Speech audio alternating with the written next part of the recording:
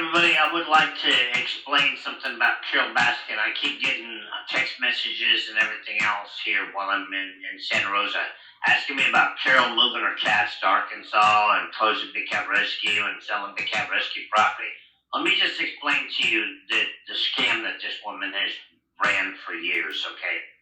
She'd been open to the public. She had over 100 volunteers. She paid none of them. The only people that ever got paid, and you can look this up on her tax records, they're all online. Just look up Big Cat Rescue's income tax records. All right? All she ever done was paid her and Howard and Jamie's husband, and then her mom. Okay, so everybody worked for free, okay? The last ones that I looked up last year, she reported over $14 million worth of assets that Big Cat Rescue has alone. That's not her. That's just Big Cat Rescue. Okay, so when Tiger King came out and everybody saw what a fraud she was and everything else, she had to close to the public because she was getting so many threats and people were picking on her. Okay, so to show you that Carol's not about the care of tigers or big cats, all right, she could have, instead of selling and trashing my zoo and leaving it a ghost town today, she could have sold it, or she could have kept it open, and it would have been the most world's famous sanctuary. All she had to do was stop breeding. It was a beautiful park. My cages were big, and the whole place was beautiful.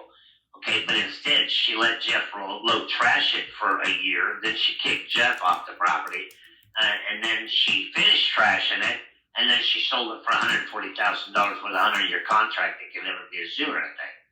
Okay, so meanwhile, down in Tampa, Florida, Carol has, a few big cats of her own, and now she's closed to the public. And then a couple Christmases ago, she had somebody lose an arm there. Okay, so now she finds out that her place is just as dangerous with big cats as anybody else, and it's a liability.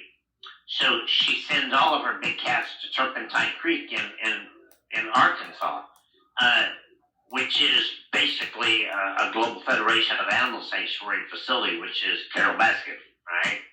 But now she doesn't have to pay to take care of these cats, and she doesn't have to have the liability of somebody getting hurt working with big cats. But still to this day, she's exploiting bobcats on the internet, on her YouTube channel, veterinary work, okay? She operates on everything because it makes money. Okay, so it has nothing to do with Carol, the love of big cats. It's Carol, the love of money, okay? Because she would have used that $14 million worth of assets to care for her big cats until they passed away of natural causes at Big Cat Rescue. But that's not what it's about. She had to get rid of them, so the expenses were not on her plate. Now they're on somebody else's plate, and she's using the excuse that she's helping fund other facilities in order to continue to raise money to keep her other 7 nonprofits going for rent houses and predatory lending and everything else. So I just want everybody to understand that, okay? If you can't rub 2 nickels together and figure out that it makes a dime by knowing that Carol has all of these assets on her tax forms, but she pawns all of the work and the labor off on either free volunteers or another facility to take care of her big cats, you should not vote because you're too stupid to vote, all right? That's just the way I call it out. But if you look at her YouTube channel right now, everything is about veterinary care operating on bobcats.